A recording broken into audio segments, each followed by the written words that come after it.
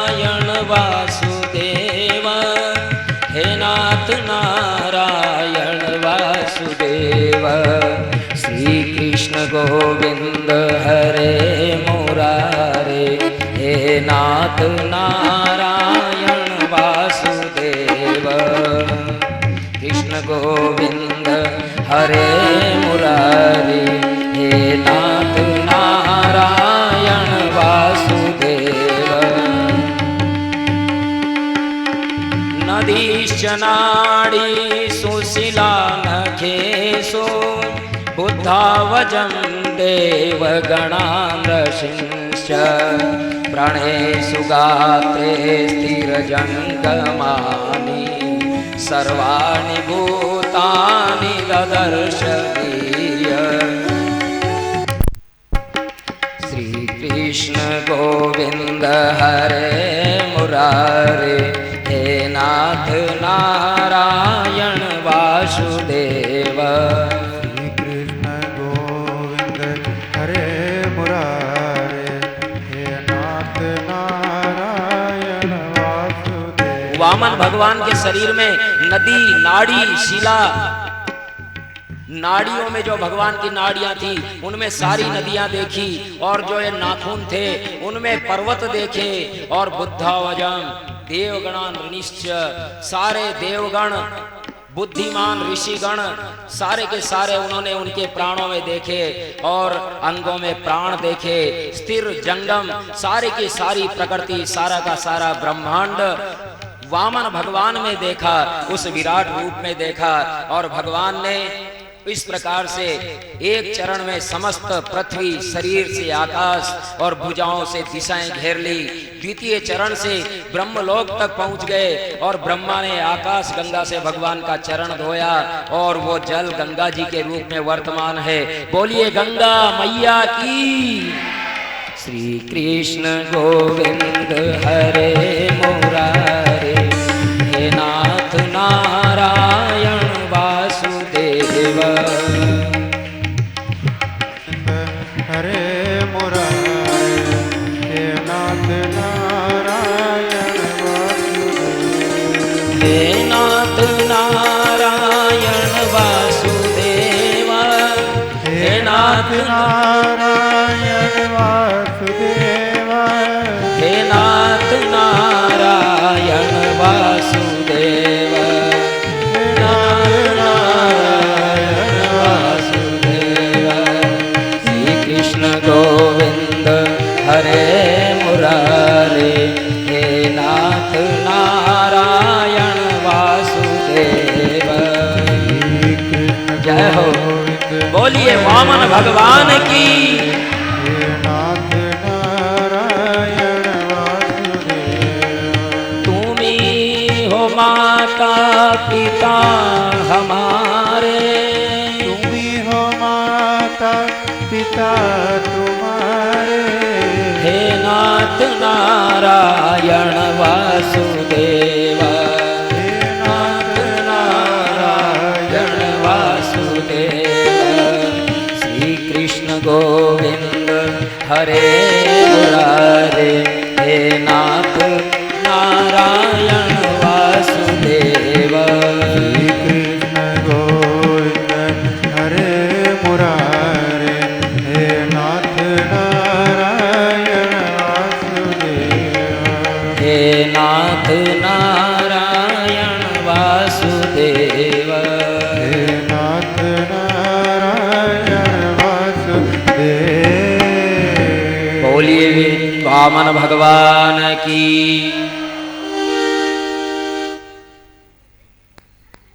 दो चरणों में सब कुछ नाप लिया, तीसरा चरण रखने के लिए कहीं स्थान न दिखा, और तृतीय चरण है तो दैत्यों ने जब ये दृश्य देखा तो उन्हें लगा कि हमारे राजा के साथ छल हुआ है, कपट हुआ है। वे मारने दौड़े, आक्रमण करने लगे। राजा बलि ने कहा, इन्हीं के कृपा से अब तक हम स्वर्गवासी थे, अब समय प्रतिकूल है, जब इनकी कृपा होगी तो फिर हम स्वर्गवासी होंगे। वामन बोले, राजा तृतीय चरण हवा में है।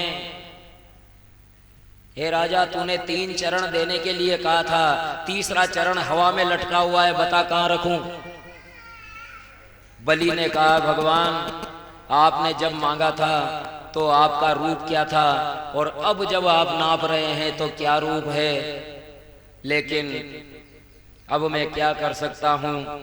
और इस प्रकार बलि ने कहा, वामन ने कहा कि यदि अब तुम संकल्प करके नहीं दे पाओगे तो मेरे साथ छल होगा। वामन भगवान ने कहा, तो बलि ने कहा, प्रभु छल तो मेरे साथ हुआ है, आप तो बालक बनकर के आए थे और विराट बनकर के नाप रहे हैं। हे प्रभु, इस प्रकार विंध्यावली ने कहा, प्रभु ये आपकी लीला है, आपको कोई क्या दान देगा, सब कुछ तो आपका ही है। मेरे पति को अभिमान हो गया था, वो कहता था राजा बलि के आगे जो हाथ फैलाता है, जीवन में किसी के आगे हाथ फैलाने की आवश्यकता नहीं होती, ये अभिमान ही तो था। और अभी भी ये कह रहे हैं कि मैंने दिया, ऐसा कुछ नहीं है, और इस प्रकार आपको कुछ दे नहीं सकता। इसीलिए वैष्णव जन दान अगर देते हैं तो उसका नाम दान नहीं रखते, उसको भेंट कहते हैं। वैष्णव जो होगा वो कुछ भी दान दे देगा, लेकिन उसको दान का नाम नहीं लेगा, वो भेंट कहेगा, ये भेंट है। सर्वस्व आपका ही है, आपको समर्पित है। बलि में सूक्ष्म अभिमान रह गया था, उसे दूर करने हेतु आपने अपने पति से, विंध्यावली बोली, पतिदेव परमेश्वर ही सच सर्वस्व है, परमेश्वर की का ही सब कुछ है, हम कुछ भी देने लायक नहीं है, ये शरीर बच गया है, इस शरीर को भी इन्हें समर्पित कर दीजिए, ये भी मिट्टी का है। भगवान से कहो तृतीय चरण मेरे मस्तक पे रखें। और विंध्यावली के कहने पर बलि ने कहा, मस्तक पर रखें, यानी बुद्धि पर रखें, और जिनकी बुद्धि भगवान के चरणों में आ जाए तो फिर भगवान भी उनके चौकीदार बन जाते हैं।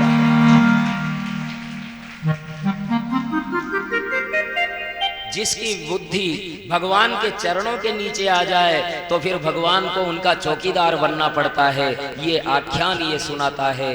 इस प्रकार प्रहलाद जी भी वहां आए, आपने मेरे पौत्र को इंद्र का पद दिया और अब स्वयं ही ले लिया, ये बड़ी कृपा की आपने बड़ा अनुग्रह किया।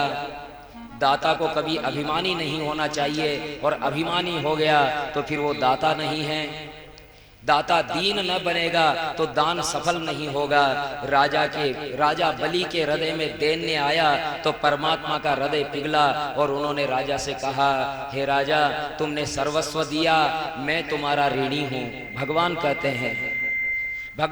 हैं राजा मैं तुम्हारा ऋणी हूँ, मैं तुम्हें पाताल का राज्य देता हूँ, मैं तुम्हें पाताल का राज्य देता हूं, मैं तुम्हारा रक्षक रहूंगा, तुम्हारा द्वारपाल बनूंगा। और देखिए वो बलि वही नहीं था, हम भी बलि हैं। भगवान हमसे 3 वस्तुएं, 3 पांव जमीन जो है ना, ये 3 वस्तुएं हैं। क्या 3 चरण भूमि क्या है? पहला चरण है तन, दूसरा चरण है मन, और तीसरा चरण है धन। तन मन धन। बलि क्या था? बलि को भगवान ने ही तो दिया ना, जो कुछ भी दिया। और हम क्या हैं? हमें भी भगवान ने ही दिया जो कुछ दिया है। बलि से भी वामन ने वही मांगा था जो उन्होंने दिया, और हमसे भी भगवान वही मांग रहा है जो उन्होंने हमें दिया। तन मन धन, ये 3 पांव जमीन हमसे भी भगवान मांगते हैं। तन से सेवा करो, मन से भक्ति करो, और धन से भगवान की सेवा में, समाज की सेवा में, समाज के कल्याण में, परोपकार में, गौ सेवा में धन लगाओ। यही तो भगवान मांगते हैं। और ये अगर नहीं कर पाओगे तो फिर भगवान के चरणों के नीचे अपना माथा रख दो। आपकी बुद्धि के ऊपर जब भगवान का पैर आएगा तो फिर आपका कल्याण हो जाएगा, लेकिन वो तब आएगा तब कम से कम तन मन तो दोगे। और ये इस प्रकार भगवान सुतल में बलि को भेज देते हैं। और ये सुतल आजकल का अमेरिका है, जिसे हम अमेरिका के नाम से जानते हैं, ये वही सुतल है। और वहां बलि का शासन रहा है और बलि के शासन के संकेत चिन्ह अभी भी मिलते हैं वहां। ये मय संस्कृति आजकल एक बहुत बड़ा सगुफा आ रहा है। मय संस्कृति का एक कैलेंडर है जिसमें कोई 12 अक्टूबर प्रलय की तारीख दी हुई है, उसके बाद कैलेंडर खत्म हो जाता है। वो मय संस्कृति वही संस्कृति है जिसका शासक राजा बलि थे। और उसी संस्कृति के आगे मय संस्कृति, मय दानव भी वही का ही शासक था। तो ये वही पाताल है जो हमारे शास्त्रों में सुतल के रूप में।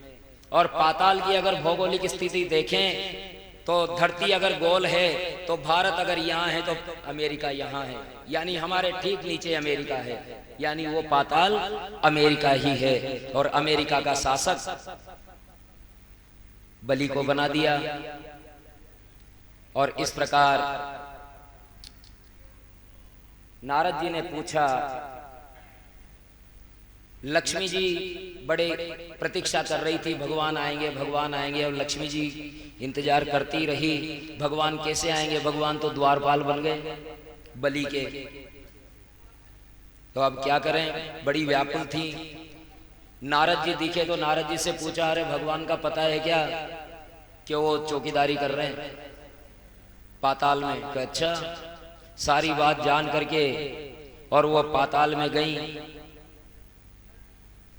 क्योंकि नारायण को ले गया ना बलि, तो लक्ष्मी जी जो पीछे के पीछे आएगी। तो हम भी अगर नारायण को अपने घर में रखेंगे तो उनके पीछे पीछे लक्ष्मी अवश्य आएगी। घर में नारायण की प्रतिष्ठा हो तो लक्ष्मी जी बिना बुलाए ही आ जाती है। ब्राह्मण पत्नी के रूप में बलि से कहा, ब्राह्मण पत्नी के रूप में लक्ष्मी जी आई और कहा कि बलि तुम मेरे भाई हो। बलि ने कहा कि बहुत अच्छी बात है, मेरे भी बहन नहीं है, बहुत अच्छा हुआ आप आ गई। राखी का दिन आया, श्रावण की पूर्णिमा, और लक्ष्मी जी ने उन्हें राखी बांधी।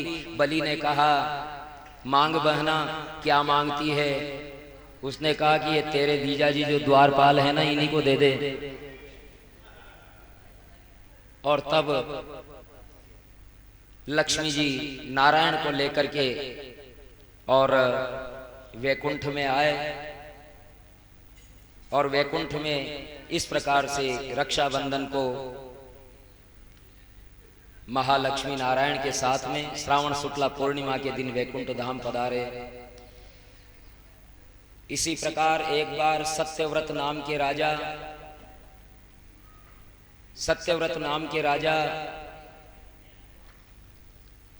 थे। उन्होंने एक बार संध्या वंदन करते हुए नदी में एक छोटा मत्स्य देखा। उस मत्स्य को वो छोड़ दिया नदी में, हाथ में आ गया तो नदी में छोड़ दिया। तो वो मत्स्य बोला कि राजा, बड़े बड़े मत्स्य इस जल में हैं, मुझे खा जाएंगे, मुझे सुरक्षित ले चलो। राजा को दया आई, अपने कमंडल में लेकर के और महलों में ले गए। वहां जाकर के बड़े से पात्र में रख दिया। बड़े से पात्र में रखा तो थोड़ी